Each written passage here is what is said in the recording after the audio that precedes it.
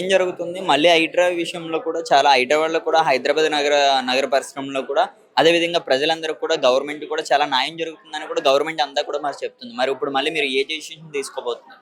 లేదు, న్యాయం ఏం జరుగుతలేదు. ప్రజాపాలన పేరు మీద ప్రజలకు మోసం చేస్తుర్రు అంతే. ఈ మాట ఎందుకు అంటున్నా అంటే, ఇప్పుడు మన రాష్ట్రంలో విద్యా బడ్జెట్ ఎంత, ఎడ్యుకేషన్ మీద బడ్జెట్ ఎంత స్పెండ్ చేస్తుంది తెలంగాణ గవర్నమెంట్? సరే, ఎడ్యుకేషన్ పక్కన పెడదాం. హెల్త్ కేర్ మీద, ప్రజల వైద్యం మీద, ప్రజల ఆరోగ్యం మీద ఎంత బడ్జెట్ స్పెండ్ చేస్తుంది? ఇంత ఇంత దారుణమైన పరిస్థితిలో ఉన్న తెలంగాణ ప్రభుత్వము అసలు విద్యా వైద్యం మీదనే బడ్జెట్ పెట్టలేని తెలంగాణ ప్రభుత్వము, ప్లస్ మా దగ్గర అసలు ఎకానమీ లేదు, డబ్బులే లేవు అని చెప్తున్న తెలంగాణ ప్రభుత్వం ఇట్లాంటి బోగస్ ప్లాన్లతో ఎందుకు వస్తుంది? మూసీ రివర్ ఫ్రంట్ అని పేరు మీద ప్రభుత్వం ఒక స్కామ్ ని చేయడానికి ప్రయత్నిస్తుంది. ఈ మాట ఎందుకు అంటున్నా అంటే, రివర్ ఫ్రంట్ ఎక్కడెక్కడైతే కట్టిర్రో అక్కడ చాలా హ్యూజ్ లెవెల్లో నిరసనలు జరిగినాయి. రివర్ ఫ్రంట్ పూణేలో కట్టిర్రు, పూణేలో నిరసనలు జరుగుతున్నాయి. సబర్మతిలో అసలు మొత్తం భారతదేశంలో అన్నిటికంటే పెద్ద రివర్ ఫ్రంట్ అసలు కిరాక్ ఉంటది. దాన్నే ఎగ్జాంపుల్ లెక్క మన తెలంగాణ ప్రభుత్వం తీసుకుంటుంది. ఆడి కార్పొరేటర్లను కూడా పంపించింది పోయిన నెల. పోయినప్పుడు అసలు సబర్మతి నదియే ఒక పెద్ద స్కాము. ఈ మాట ఎందుకు అంటున్నా అంటే, సబర్మతి నీళ్లు అత్యంత కాలుష్యమైన నీళ్లు. అట్లాంటి ఒక ప్రాజెక్ట్ ని ఏదైతే అట్టర్ ఫ్లాపో, ఏదైతే అసలు మొత్తం కంప్లీట్ ఫెయిల్యూర్ ఉందో, ఆ ప్రాజెక్ట్ ని నువ్వు ఈడికి తీసుకొచ్చి కడతా అని ఎట్లా అంటావు? So this is our point. What I'm trying to tell. నేను అంటున్న పాయింట్ ఒకటే, తెలంగాణ ప్రజలకి అవసరమైన డిమాండ్లు తెలంగాణ ప్రజలు డిమాండ్ చేసేవి చాలా ఉన్నాయి. తెలంగాణ ప్రజలు కొలువులు అడుగుతున్నారు, తెలంగాణ ప్రజలు విద్య మీద బడ్జెట్ అడుగుతున్నారు, వైద్యం మీద బడ్జెట్ అడుగుతున్నారు. అవేం చేయరు. 1,00,000 కోట్లేమో మూసీ రివర్ ఫ్రంట్ మీద చేస్తామని అంటున్నారు. ఆ రివర్ ఫ్రంట్ మీద పెట్టబోయే పైసలు కూడా మొత్తం వృధా అవుతాయి.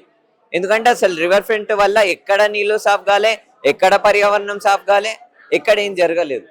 సో ఇది మేము అంటున్న పాయింట్. మరి అదే విధంగా కూడా మరి గతంలో కూడా గవర్నమెంట్ ఏవైతే చేశారో, ఇక్కడ బోర్బండ ఇష్యూ అవ్వచ్చు, ఇంకా మూసీ నది దగ్గరలో అవ్వచ్చు, రేవంత్ రెడ్డి గారు కూడా మాట్లాడుతూ కూడా హైడ్రా అన్నది కేవలం ఇప్పుడు ఏవైతే అక్రమంగా తీసుకున్న ల్యాండ్స్ ఏవైతే ఉన్నాయో కేవలం డెవలప్ కోసం వర్క్ చేస్తుందని కూడా వాళ్ళు చెప్తున్నారు. అలాగే మూసీ నదిని ఇంకా మరింత స్థాయిలో పెంచబోతున్నాం అని కూడా మరి ఇప్పుడున్న గవర్నమెంట్ అయితే చెప్తున్నారు. మరి దీనికి ఏమంటారు? హైడ్రా గురించి నాకు తెలియదు. హైడ్రా వాళ్ళు ఏం చేస్తున్నారు అంటే అది ఒక పెద్ద డిస్కషన్ కూడా. నేను ఇక్కడ మాట్లాడేది ఏంటంటే ఓన్లీ మూసీ రివర్ ఫ్రంట్ గురించి మాట్లాడుతున్నా. ప్రభుత్వానికి ఇక్కడ నుంచి మీ రూపంగా కూడా నేను చెప్పాలని అనుకుంటున్నా, we're inviting you to do a consultation. సరే, మీ ఇంటెన్షన్ ఏంటిది, మంచిదో చెడ్డదో అది క్లియర్ గా తెలుస్తుంది.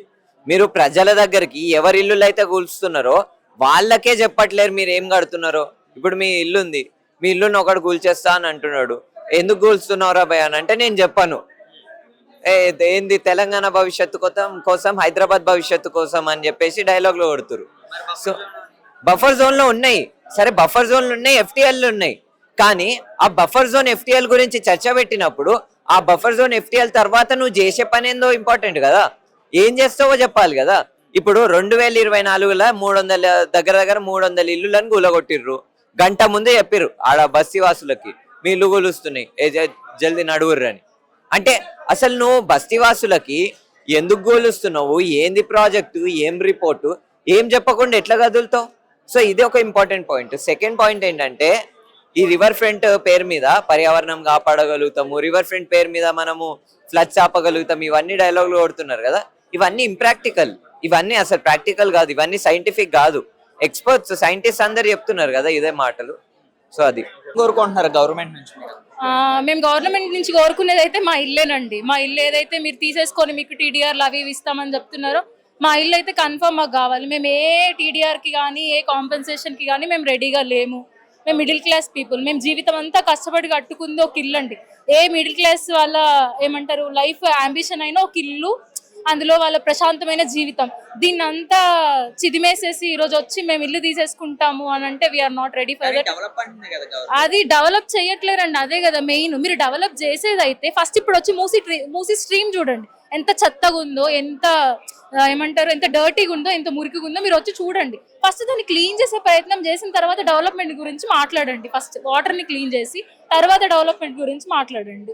మీరు ఇప్పుడు బిల్డింగ్లు మా ఇల్లు తీసేస్తున్నారు, దాన్ని వదిలేయట్లేరు కదా. నేచర్ కి చెట్లు పెడుతున్నారా మీరు? ఇప్పుడు మీరు ఏదైతే నేచర్ ని ఇది చేస్తాం, మేము పరిరక్షిస్తాం అంటున్నారు కదా, ఇప్పుడు మా ఇల్లు తీసేసి మీరు అక్కడ చెట్లు పెడుతున్నారా? ఏమైనా ఎన్విరాన్మెంటల్ కి సంబంధించి ఏదైనా దానికి యూజ్ అయ్యి ఏమైనా పెడుతున్నారా? లేదు కదా. మీరు మళ్ళీ బిల్డింగ్లే కడతామంటున్నారు. మరి అది ఏ విధంగా యూజ్ అవుతుంది మీకు? అంటే అప్పుడు అది నేచర్ కి తప్పు కాదా? ఐ మీన్ నేచర్ ని పరిరక్షించడం కాదా? ఏంటో మరి గవర్నమెంట్ కే తెలియాలండి. కానీ మరి రేవంత్ రెడ్డి గారు కూడా మాట్లాడితే ఇది ఏదైతే హైడ్రా ఉన్నదో అలాగే మూసీ నది మన గతంలో వచ్చిన ఏవైతే వరదలు ఉన్నాయి ఇవన్నిటిని కూడా పెట్టుకుని మళ్ళీ నెక్స్ట్ ఎప్పుడు కూడా ఇలాగ ప్రజలు ఎప్పుడు కూడా ఇబ్బంది పడకూడదు. ఇప్పుడు వాళ్ళు ఏదైతే మొన్న గండిపేట స్ట్రీమ్ 15 గేట్స్ ఎత్తారో మా సైడ్ చుక్క నీళ్లు లేవండి. మా స్ట్రీమ్ ఏదైతే ఉందో మీరు ఇప్పుడు రిలీజ్ చేసిన సర్వే నెంబర్, ప్రతి సర్వే నెంబర్ స్ట్రీమ్ లో మాకు చుక్క నీళ్లు రాలేదు మా కాలనీలలోకి. మీరు ఇప్పుడు ఎంజీబీఎస్ ని చూసారు, ఆ రోజు ఎలా ఉంది ఎంజీబీఎస్? దాంట్లో ఒక బస్ నడిచిందా? అంటే మీరు ఇప్పుడు దేన్ని డెవలప్ చేయాలండి? నీళ్ళు వదిలేస్తే ఎక్కడ మునుగుతుంది? దాన్ని కదా మీరు డెవలప్ చేయాలి. మీరు ఇప్పుడు ఈ రోజు వచ్చేసి అక్కడ చుక్క నీళ్లు లేని వాళ్ళని మీరు వెళ్ళిపోండి అని చెప్పి సిటీ సెంటర్ లో నీళ్ళు వచ్చేదాన్ని పెద్ద ఇదిగా నిలబెట్టడం మాత్రం తప్పండి.